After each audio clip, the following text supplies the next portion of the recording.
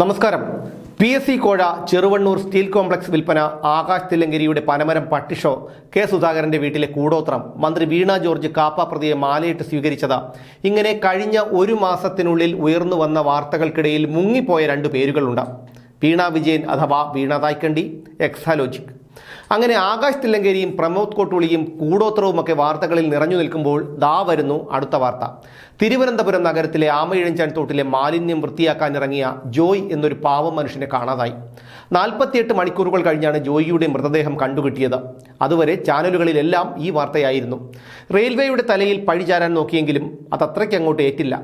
നഗരത്തിലെ മാലിന്യം നീക്കം ചെയ്യാൻ നീക്കിവെച്ച കോടികളെക്കുറിച്ചുള്ള ചർച്ചകൾ സജീവമായപ്പോൾ അതാ വരുന്നു രമേശ് നാരായണനും ആസിഫ് അലിയും. ഇത് യാദൃച്ഛികമല്ല, ആദ്യമായുമല്ല. പിണറായി വിജയനും സംസ്ഥാന സർക്കാരിനുമെതിരെ എന്തെങ്കിലും വിവാദങ്ങളോ ആരോപണങ്ങളോ വെളിപ്പെടുത്തലുകളോ ഒക്കെ ഉയർന്നു വരുമ്പോൾ ഇതിവിടെ പതിവാണ്.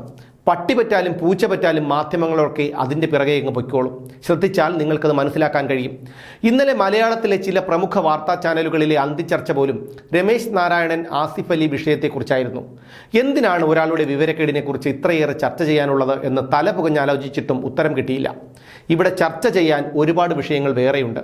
200 കോടിയിലേറെ വിലയുള്ള ചെറുവണ്ണൂർ സ്റ്റീൽ കോംപ്ലക്സ് 20 കോടി രൂപയ്ക്ക് വിൽപ്പന നടത്തിയത്. മുഖ്യമന്ത്രി പിണറായി വിജയന്റെ മരുമകനും മന്ത്രിയുമായ മുഹമ്മദ് റിയാസിന്റെ പേരിൽ ഉയർന്നുകേട്ട PSC കോഴയാരോപണം. സംസ്ഥാനം ഭരിക്കുന്ന വീണ ജോർജ് എന്ന മന്ത്രി കാപ്പ കേസിലെ പ്രതിയെ മാലയിട്ട് പാർട്ടിയിലേക്ക് ആനയിച്ചത്. ആ കൂട്ടത്തിലുണ്ടായിരുന്ന ഒരുത്തനെ കഞ്ചാവുമായി എക്സൈസ് പിടികൂടിയത്. മാലയിട്ട് സ്വീകരിച്ച ഈ മന്ത്രിയുടെ തെരഞ്ഞെടുപ്പ് പ്രചാരണത്തിനിറങ്ങിയ ഡിവൈഎഫ്ഐക്കാരെ വധിക്കാൻ ശ്രമിച്ചവനെ പാർട്ടിയിലേക്ക് ആനയിച്ചത്.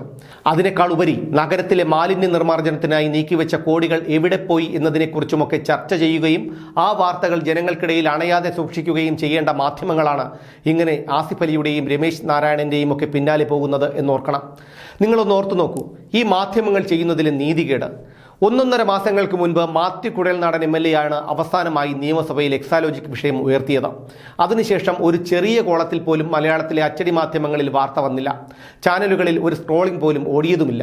ഇതിൽ നിന്നൊക്കെ മനസ്സിലാക്കേണ്ടത്, പിണറായി വിജയനും സംസ്ഥാന സർക്കാരിനും ഒരു പ്രതിസന്ധി ഉണ്ടാകുമ്പോൾ അത് ജനങ്ങളിൽ നിന്ന് അകറ്റാൻ മറ്റൊരു അപ്രധാന വിഷയം എടുത്തിടുക, അത് ചർച്ചയാക്കുക, വിവാദമാക്കുക.